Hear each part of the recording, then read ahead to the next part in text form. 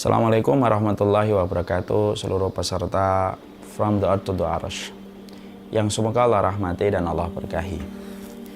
Tentunya kita mengetahui betul bahwasanya ilmu merupakan salah satu perangkat yang penting untuk memuluskan perjalanan kita menuju kepada surga. Ilmu merupakan salah satu perangkat yang penting untuk memastikan bagaimana posisi dan karir kita nanti di akhirat. Karena karir kita, posisi kita di akhirat sangat tergantung salah satunya pada perangkat ilmu pada kehidupan kita di dunia. Tentunya kita paham kalau disebut kata ilmu yang kita jumpai di dalam Al-Quran, yang kita jumpai di dalam Al-Hadis, tidak ada definisi dari ilmu kecuali definisinya adalah qala Allah wa qala Rasul. Perkataan Allah dan perkataan Rasul itulah yang disebut dalam definisi ilmu. Setelah kita mengetahui betul bahwasanya ilmu merupakan perangkat penting dalam perjalanan kita dan menunjukkan posisi kita dan karir kita di kehidupan kampung akhirat kita, tentunya kita harus paham bahwasanya ilmu memerlukan banyak hal pada kehidupan sejatinya. Ilmu itu tidak berdiri sendiri. Salah satunya bahwasanya ilmu memerlukan amal yang harus kita lakukan. Karena ilmu ketika berdiri sendiri dan tidak memanggil amal, maka akan menjadi sebuah kecelakaan dan kebinasaan. Sebagaimana ilmu, dia membutuhkan perangkat yang lainnya untuk menjadi sempurna di sisi Allah, yaitu ilmu ketika memanggil amal, maka ilmu juga memerlukan akhlak. Karena kita paham, perjalanan untuk mendapatkan ilmu itu perjalanan yang berat dan perjalanan yang sukar. Kita harus duduk lama, 1 jam sampai 2 jam mendengarkan orang bicara, menyampaikan nasihatnya Allah dan Rasulnya itu merupakan sesuatu yang tidak mudah didapatkan. Dia merupakan perkara yang sukar. Tapi ketika kita sudah mendapatkan yang sejatinya sukar dan sulit itu, kita harus terus merawatnya. Kita harus menyiraminya supaya ilmu itu terus berkembang dan kita harus menjaganya dengan pagar-pagar pembatas supaya ilmu yang telah kita dapatkan tidak dirusak oleh perusak-perusaknya yang ada di sekitar kita, yang sejatinya bisa menghancurkan semua ilmu yang telah kita dapatkan. Inilah yang sejatinya ingin kita sampaikan. Sesungguhnya ilmu bukan hanya memanggil amal, tetapi ilmu juga memanggil akhlak. Karena kita harus paham, ketika ilmu tidak bersanding dan tidak berjodoh dengan akhlak, ketika ilmu tidak berjodoh dengan akhlak, maka yang terjadi kemadharatan dan kerusakan pasti lebih besar daripada apa yang dia peroleh dan dia dapatkan dalam ilmu. Makanya kita harus mengetahui bagaimana akhlak sejatinya ketika kita menjadi penuntut ilmu. Ironisnya, hari ini para penuntut ilmu pada zaman milenial, banyak mereka yang mampu membeli buku, banyak mereka yang mampu mendownload ribuan file untuk mendapatkan ilmu.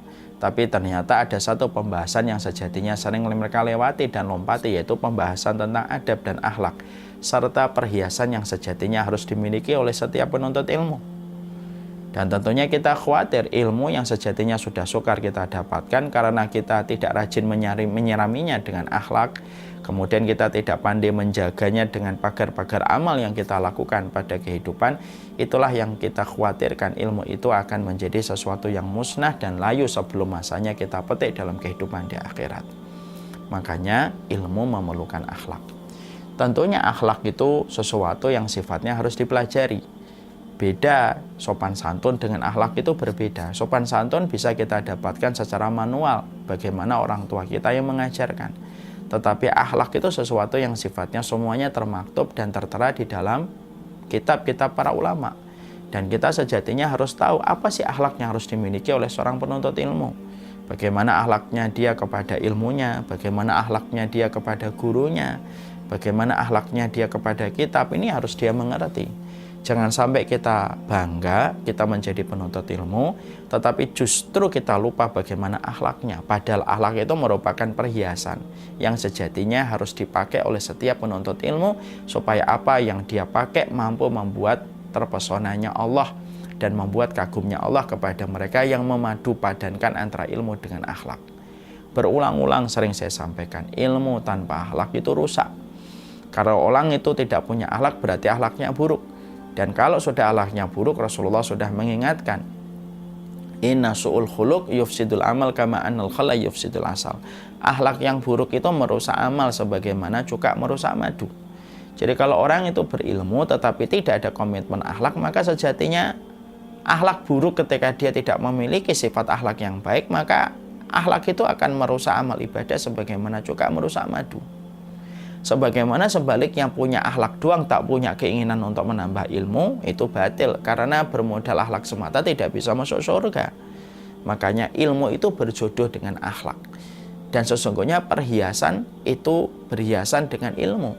Dan kalaulah setiap para penuntut ilmu mengetahui bagaimana akhlak yang harus dia miliki ketika dia menuntut ilmu, bisa jadi secara tidak langsung kita telah menjadi duta ilmu.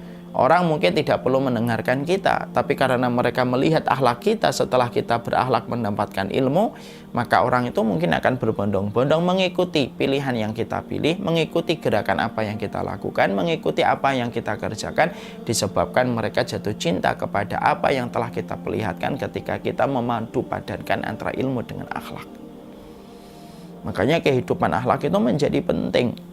Sebagaimana persis Ruwaym itu berkata kepada putranya, ya anakku, ya bunayya, ij'al ilmaka daqiqan waj'al ilmaka waj'al adabaka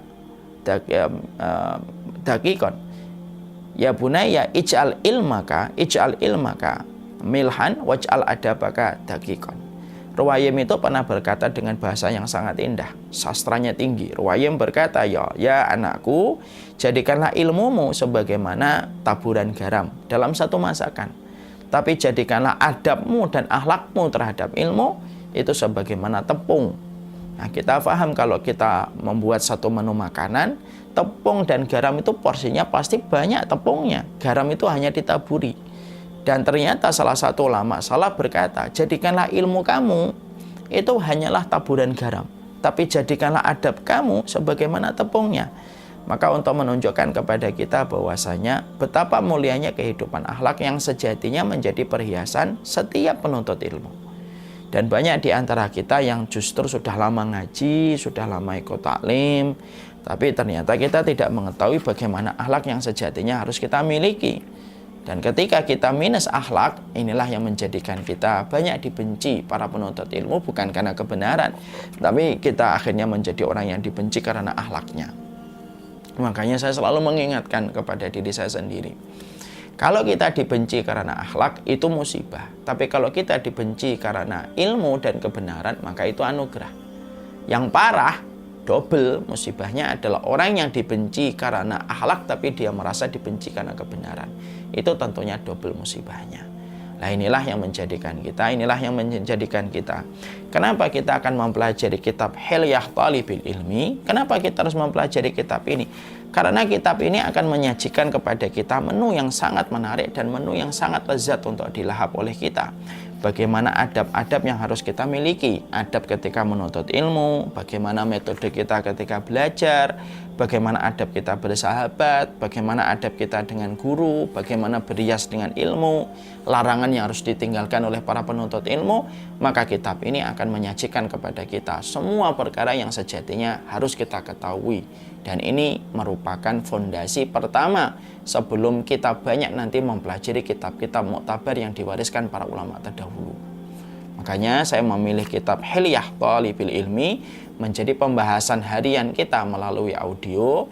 Setiap pagi kita akan share sampai nanti di bulan Desember kita insya Allah sudah selesai pembahasan kitab ini, supaya kita ngerti bagaimana adab, karena hakikatnya mendapatkan ilmu itu berat. Jangan sampai keutamaan buah manis dari ilmu yang sudah kita dapatkan begitu berat menjadi layu, menjadi rusak hanya karena kita tidak mengetahui bagaimana adab yang sejatinya harus diperlihatkan oleh seorang penuntut ilmu. Inilah yang menjadikan saya menyampaikan alasan muqaddimah kenapa kita memilih Hilyah Thalibil Ilmi dalam kajian kita sebelum bulan Desember nanti datang. Semoga kita menjadi keluarga di antara keramaian umat, bertemu di dunia, bertetangga di surga. Wassallallahu ala nabiyina Muhammad walhamdulillahi rabbil alamin. Assalamualaikum warahmatullahi wabarakatuh.